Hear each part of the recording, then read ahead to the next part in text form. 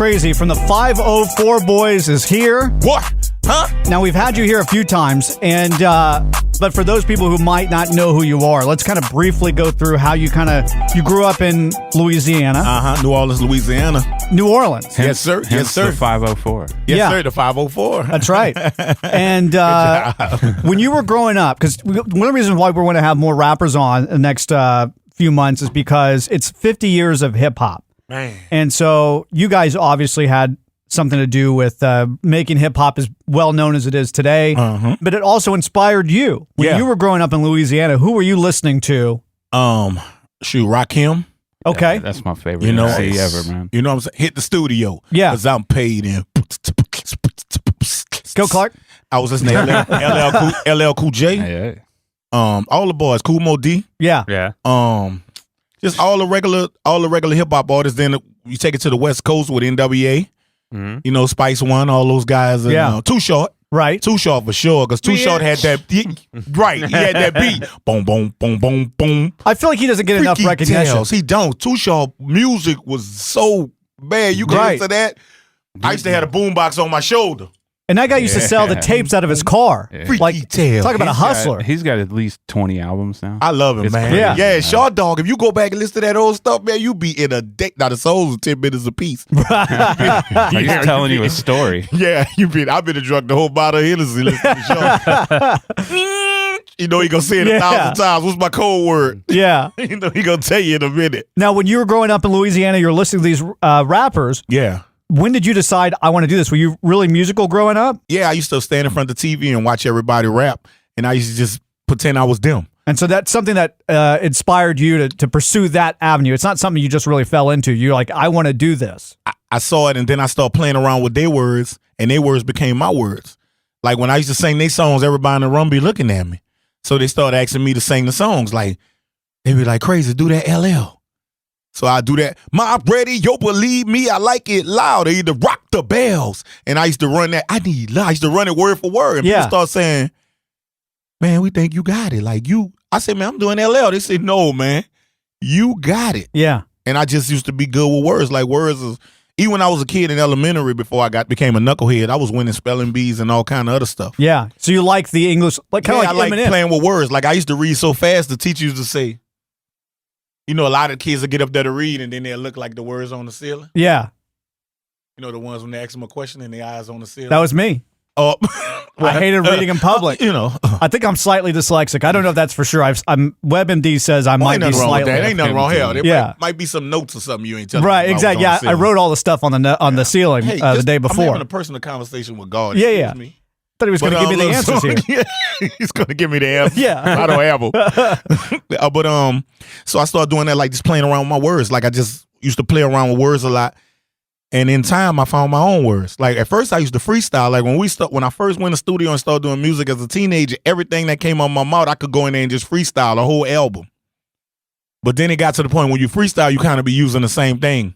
Yeah. And you don't notice it. Like you rhyme the same words.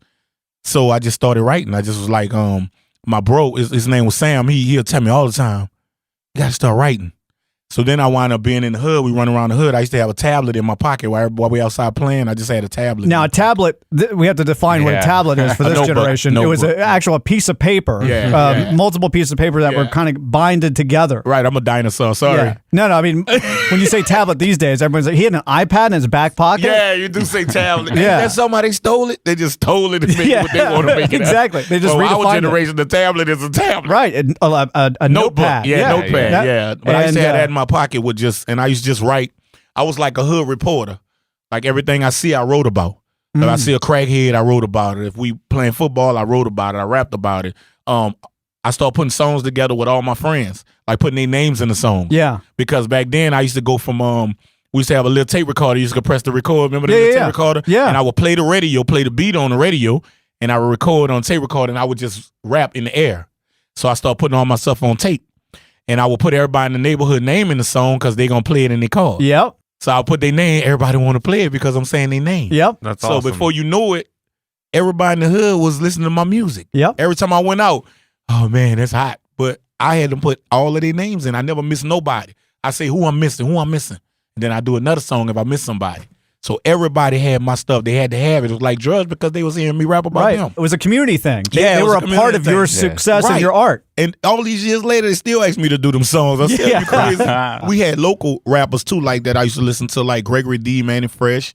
You know, they had Cash Money before they became Cash Money. They used to have BG and all them guys that had Kilo G. They had a bunch of, it's so many of them, but they had a bunch of old singers back in the day. They had a guy named Warren Mays who was from our neighborhood. He used to be a big drug dealer, but he was the first one to have a record deal from New Orleans. Wow. Like, he really got a real record deal. He had a song called Giddy Girl, and he was hot. He had got a deal with Elektra.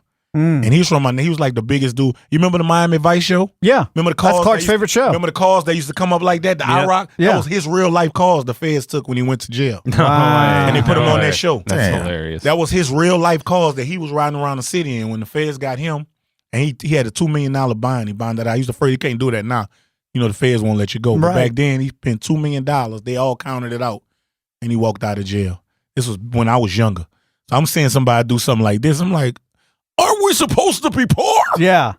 And this guy riding through there like, he riding through there like he the president. So you're like, this is the life. I got to pursue this. This is the life. I got to pursue this. So then you started doing rap. You rapped around the city, around the neighborhood. You were in a group, right? I was in a group. My first group was a group called Rated G. It was just a bunch of guys from the neighborhood. All of them was writing, and I was freestyling. Yeah, but I was the best one. Right? They say, "Oh my God," and we used to do They used to do the camcorder videos.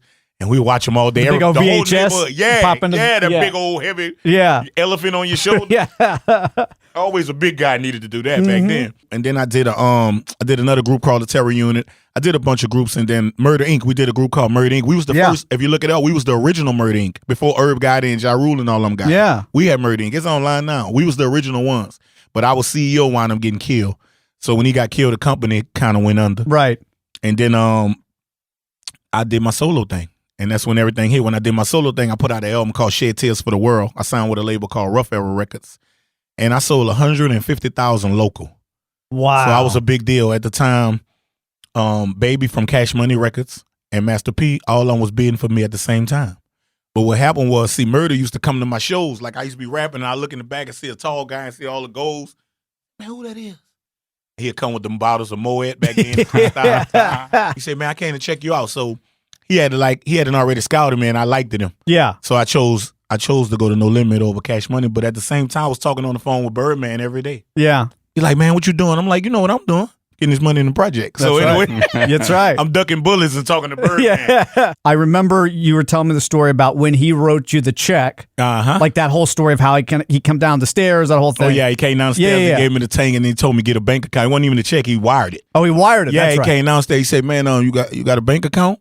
At that time, I was keeping everything in the mattress. Right. You know, when you get tired of looking at the urine stain, you turn it over. Yeah. You find my money.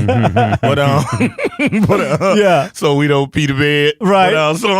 So at the end of the day, so I went and got the bank account and everything, and we in the studio. He said, "You gave me that information. I had it on a card." The guy gave me a card, so I gave it to him. The next day, he said, "Man, you checked it?" I said, "All right." Me and my wife, we sitting there looking. I said, "Man, oh man, he gave me 24,000." And my wife said, "Babe, what's wrong with you? That's 240,000." I said, "No, it ain't. Why would he give me that much money?" "Cause you." And man, we started crying and all, Yeah. Took all the old threw it out. I mean, off the balcony, all the old stuff, and threw it off the balcony. Nice. It's a garage sale. Yeah. Flying objects. Everything must go. Everything must go sale. All donated. I start calling all the family. You get the fishing pole, you get the lawnmower, you get the weed eater. Kind of like if I go now, the kids will go in the garage. Don't fight over the weed eater and then the lawnmower. Right. Yeah, exactly. It's already divvied up. It's already divvied up. Yeah. And then the first big purchase that you made. Got mama house. Yeah. Yep.